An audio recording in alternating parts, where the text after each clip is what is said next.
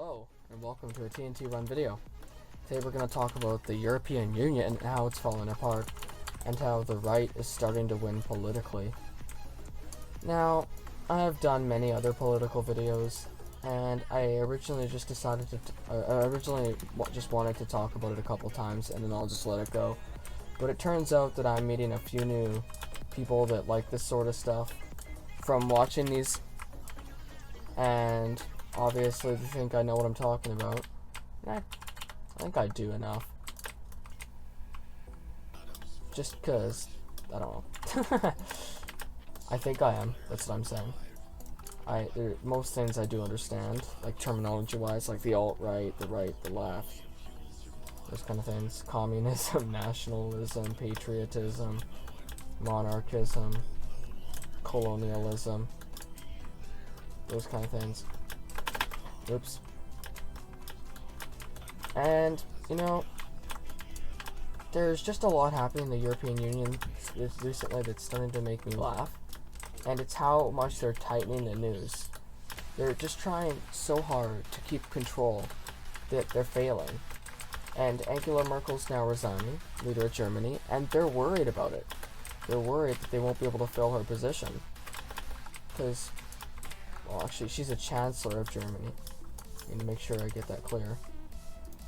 And she's smart in a way, because she knows exactly what she wants, and she knows how she's going to do it to the expense of the German people's demographics.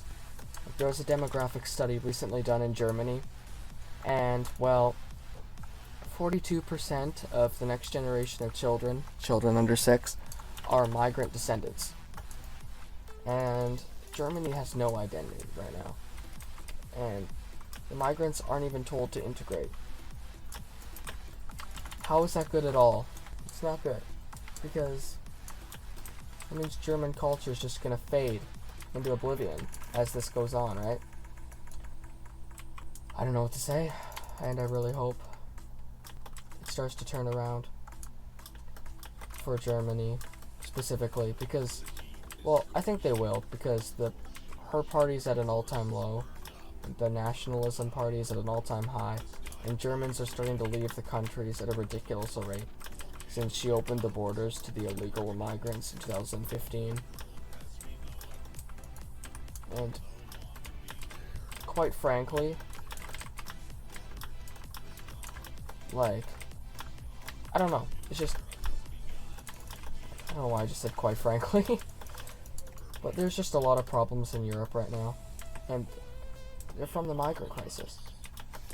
And I see them starting here in Canada. The US has stopped them completely, thanks to Trump, and Trump's honestly a good leader. I find him pretty inspiring, and he knows what he's doing. He may not seem like it, he may seem like he's not meant to be president, but really, he's better than Hillary Clinton by like 100%. You know? And I hope it works out down there. I hope they find a way to, well, do this the right way. The people in the US are kind of split on things. They always have, but right now, political segregation is more than ever. Because the left is more and more harsh, and the right has to be harsh to get through these things. And that's the only way we can plant the flag in the ground and ultimately maintain our identities and keep them alive. And I really hope that other countries in Europe start to turn, like Britain. Britain needs to.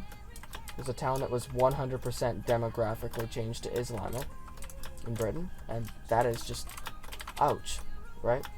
It's not even a British town anymore. The pubs have closed, the markets have closed, the hair salon is closed, and at the parks, you just see children completely covered up from head to toe. And it's absurd, right? I don't know what to say. So annoying, but I don't know what I can do. I can't really do anything, to be honest, but I just have to wait it out, donate to these parties, support them. You know, that's what I'm doing. it's a hopeful situation at this point, but it's still kind of scary. I don't know what to say, but anyways,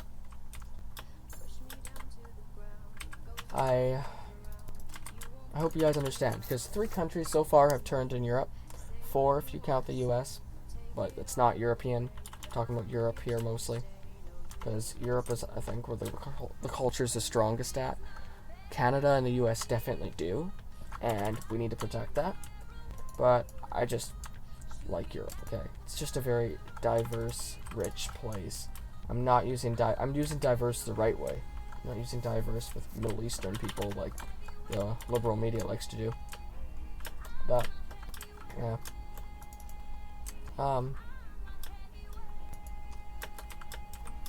That's about all I have to say on that topic, to be honest. Actually, is it? No. So the 3 countries that have turned in Europe: Poland, around a year ago at this time now, have just publicly said that Jesus is their king, and some multiculturalists are no longer in power.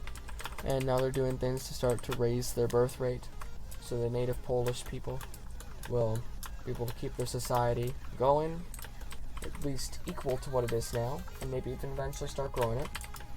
And in Italy, they have completely closed the harbor from anybody over the summer, and basically nobody can come dock and allow migrants to come in anymore. They just had their ports closed all summer, and they intend to keep it that way. And what they're doing right now is they want to, because they have the lowest birth rate in Europe, that's an ouch, is they are going to give families with more than 3 kids and 3 or more kids land. And that's amazing. They actually do have a decent amount of land. More than you think. More than a lot of people interested in geography would think, even. Just, you know, it's just a lot of land that's available to them. And it's cool, I guess. I don't know. The last one's Hungary, which built a wall on their southern border recently when Viktor Orban was elected again. And they're wanting to leave the European Union. Actually, they're not. They're wanting to stay, and they're wanting to make some changes. And it's just ridiculous. He's like the only true, like, him and Italy's leader are like the only true leaders nowadays. Poland is a different form of government. But, like, they want to create an anti-mass migrant front and go and confront the European Union on it. Because, really, Hungary should keep speaking out, because it can only benefit the migrant crisis as a whole. If they were to do something drastic to Hungary, more countries would turn, and more countries would rebel against these bureaucratic parasites in Brussels. And it's slowly starting to shift. Their wall that Hungary built on their southern border has cut illegal immigration by 99%. Which, good job, you know? Instead of being like France, where you have to build a bulletproof wall that's 8 feet tall around one of the greatest places in the world, the Eiffel Tower. Just wow, right? It's absurd. And I feel so bad about this. But the French president is a frickin' retard. His people aren't even existent on the street of Paris anymore. They've ran away into rural France. Same with Britain and London. But the London mayor is really, really bad. He just thinks that London is like the whole country when it's not. The north is the majority of the people now. Because the white Brits are leaving. They're running away. And now they're a minority in London. So, just wow. This won't last forever. It will turn back. Europeans do tend to leave things to the last minute. It's almost irreversible in Germany at this point. But we all know that there are ways that you can increase your birth rate, like what Italy's doing. Like making it easier to, like, for just family deals on things. or just a improved child tax credit system, or, you know, right? And even just encouraging them will help a bit.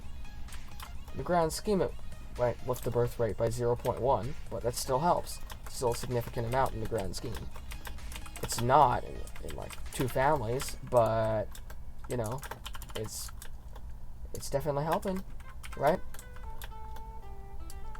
And I believe European culture is important. It exists, and even the Dalai Lama had to point that out, that it exists. Which is just ridiculous. I don't know, I might make these more, like, better edited in the future. Like, might even flash pictures on the screen or something. I don't know.